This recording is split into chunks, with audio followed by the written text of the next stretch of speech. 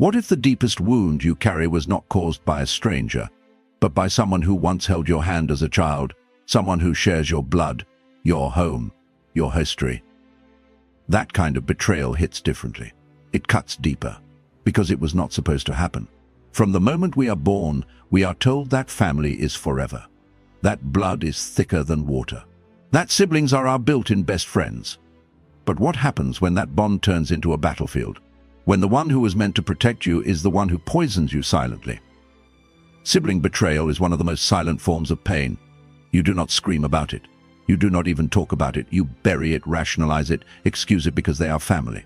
You are taught to endure, to forgive without limits, to keep peace even when it costs your dignity. But Stoic philosophy teaches us a different kind of strength. It does not tell us to hate or to seek revenge. It teaches us to see things as they are, to strip away illusions and honor our own truth. Stoicism is not about cutting people off in anger. It is about protecting your peace with reason. It is about recognizing when someone, even a sibling, has crossed the line that should not be crossed. As Epictetus once said, it is not what happens to you, but how you react to it that matters. And sometimes the right reaction is not reconciliation, but removal. This video is not about bitterness. It is about clarity. It is about naming the 7 betrayals from siblings that you should never forgive, not because you are cruel, but because you finally love yourself enough to stop bleeding for people who keep cutting you. These are not just mistakes. These are patterns. They leave scars that shape your self-worth, your relationships, your future. And unless you face them, they will continue to define you. So let us begin. 7 betrayals. 7 lines that once crossed must not be erased. Betrayal 1, undermining you behind closed doors. Sometimes betrayal is not loud. It does not come with yelling or slamming doors. It happens quietly, behind your back, in whispers that echo for years. One of the deepest betrayals from a sibling is when they pretend to support you on the surface, but secretly speak against you when you are not there. They smile with you at the dinner table. They nod when you share your dreams. But when the moment comes, they undermine you in front of the people who matter most. They talk to your parents about your failures, twist your words, and plant doubts. They poison the well while pretending to offer you water. It is especially cruel because the damage is invisible. You cannot prove it, but you feel it. You notice your parents start looking at you differently. They question your choices, your values, your worth, and you wonder why. Until one day you hear it slip from their mouths. A phrase you never said, a story you never told them, a version of you that only your sibling could have created. This betrayal breaks the foundation of trust in a family. Because you were taught that no matter what happens out there in the world, your sibling is your ally. But now they have become your silent rival. Not in open competition, but in secret sabotage. Let me tell you a story. There was a man named Chris who had always struggled with his father's approval. He tried hard, worked late, supported the family. But nothing seemed enough. One day he found out that his younger brother, the one who always called him a role model to his face, had been telling their father that Chris was irresponsible with money, that he made poor decisions, that he was not fit to handle the family business. Chris had never suspected it. But once he knew, it all made sense. The tension, the judgment, the cold distance. Marcus Aurelius once said, "The tongue of a traitor is sharper than any dagger." Words spoken behind closed doors can destroy reputations, fracture bonds, and cause a lifetime of misunderstanding. And when it comes from a sibling, the wound is far more personal. The takeaway is simple. If someone smiles at you but stabs you when you turn around, you owe them nothing. Family title or not, trust is earned, not inherited. Silence in the face of betrayal is not noble. It is self-betrayal. You must protect your name. You must protect your truth. And most importantly, you must protect your peace. No relationship is worth losing your self-respect. Forgiveness does not mean keeping the door open. Sometimes the door must close so that you can finally breathe. But what if the betrayal does not come in words spoken behind your back, but in the way they respond to your victories? What if the damage comes not from silence, but from resentment disguised as a vice? Betrayal 2, sabotaging your success. Success is supposed to be celebrated, especially within a family. When one sibling rises, the others should feel proud, inspired, and connected through that victory. But what happens when your success becomes a threat to your sibling? What happens when your growth makes them shrink in insecurity? One of the most painful betrayals is when a sibling cannot stand to see you win. Instead of clapping for you, they compete. Instead of encouraging you, they criticize. And they do it not with direct attacks, but with disguised jabs. They say things like you got lucky, or you are changing too much, or you think you are better than everyone now. But what they are really saying is that they cannot handle your growth. This kind of betrayal is subtle. It is covered in jokes, sarcasm, and passive comments. But the message is clear. They do not want to see you shine unless they are shining too. Your light bothers them. Your progress exposes their stagnation, so they try to pull you back, not to help you, but to keep you from rising higher than them. Let me give you a real example. A woman named Amanda worked for years to build her career. She finally got promoted to a leadership role in her company. Her parents were proud, her friends cheered for her, but her older sister only gave a half smile and said, "Just do not let it get to your head." Then, behind Amanda's back, she told their family that Amanda was becoming arrogant and too focused on money. The same sister who had borrowed money from her more than once now acted like her success was something to be ashamed of. This betrayal is not about money or titles. It is about emotional security. A sibling who feels small in their own eyes cannot celebrate others. And when you succeed, they feel abandoned by their own potential. Instead of doing the inner work, they try to diminish yours. Inspired by the Stoic ethos, remember this truth. If others cannot rejoice in your growth, their presence is not growth for you. People who truly love you do not fear your success. They grow with you. They walk beside you. They hold space for your wins without making it about their wounds. The takeaway here is firm. Your success is not something to hide. It is not something to apologize for. And it is never something to shrink for the comfort of those who refuse to rise. You do not need to fight them. Just keep growing. Keep walking forward. And let their bitterness become background noise. You do not owe anyone an apology for becoming who you were meant to be. Betrayal 3. Using shared history as leverage. There is something sacred about childhood memories. The inside jokes, the quiet moments, the secrets shared in trust. But sometimes a sibling will take that shared past and twist it into a weapon. What once bonded you now becomes a tool of manipulation.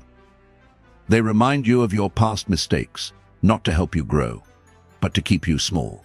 They bring up things you said or did years ago to shame you into obedience today. And because it is family, you hesitate. You feel guilty. You feel like you owe them something. But what you really owe is yourself. You owe yourself freedom from the past you have already outgrown. This betrayal often looks like emotional blackmail. Your sibling might say things like, "Remember when I covered for you?" Or, "If I told Mum what really happened back then." They use your past like a leash, yanking you back every time you try to move forward. And the worst part is, they do it with a smile, pretending it is just a memory, just a joke, just family stuff. But it is not. It is control. Let me tell you a story. David had an older brother who knew everything about his childhood struggles. When David became financially successful, his brother would always say things like, "Remember when you had nothing," or "Do not forget who helped you back then." And every time David hesitated to give him money, the brother would bring up the past. Not with love, but with leverage. David realized that his success was no longer his own.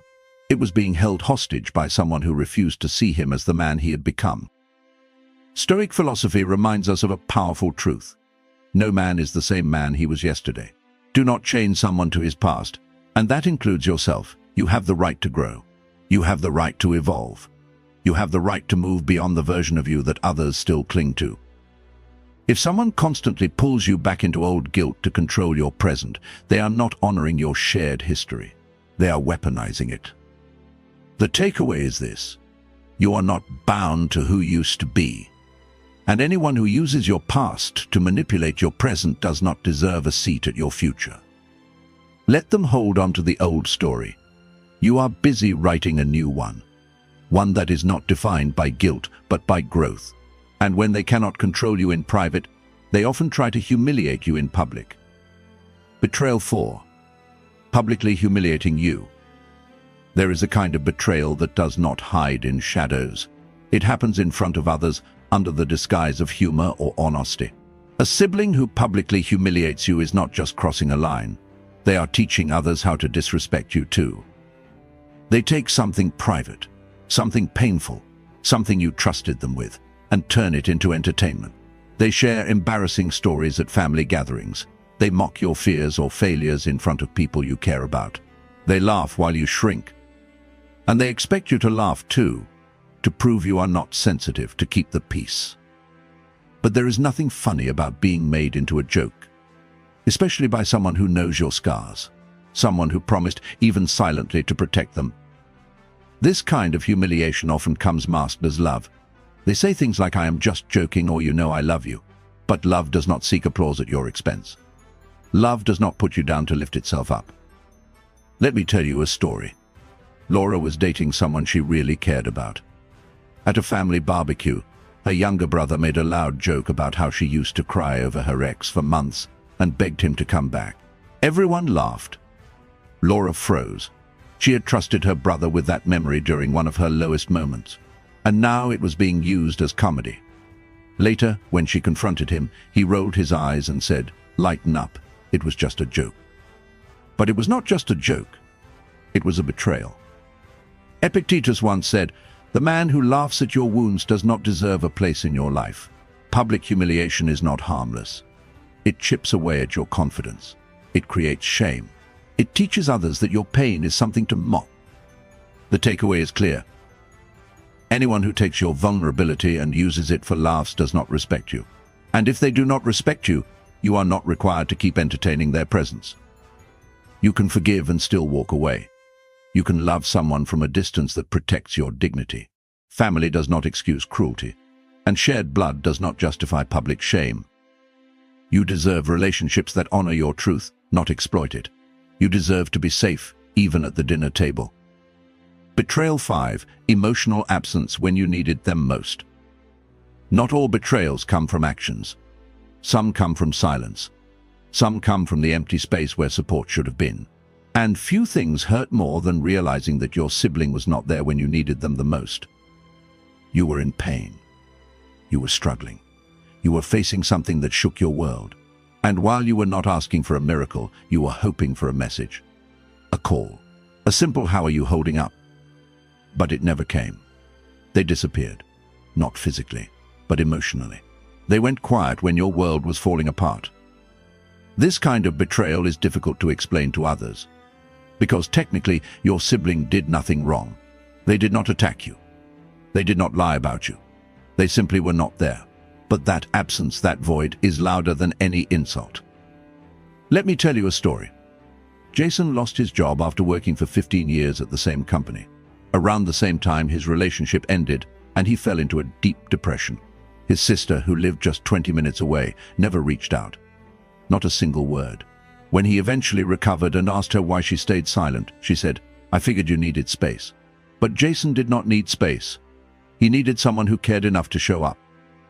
Seneca once said, "Adversity does not build character. It reveals it." When you go through hardship, you learn very quickly who truly stands with you. And sometimes the silence of a sibling tells you everything you need to know. Emotional absence is not neutral. It leaves a mark.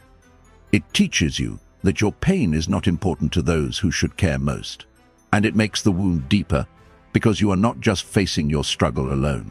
You are also facing the truth that the people you counted on have chosen not to count you in. The takeaway is this: you cannot force people to care, and you should not keep people close just because they share your blood. Love is not proven by words spoken on good days. It is shown through presence on the hard days. Do not chase emotional ghosts. Do not explain your pain to those who were never listening. Focus on those who show up, even when it is inconvenient. Because those are the people who deserve to stay in your life. The rest are just visitors passing through the quiet. Sometimes absence is not the only burden. Presence, when it comes with expectations you never chose, can be just as heavy. Betrayal 6. Forcing you into family roles that do not serve you. Sometimes betrayal does not come in harsh words or cruel actions. It comes in expectations, in silent agreements that you never signed but are still held to.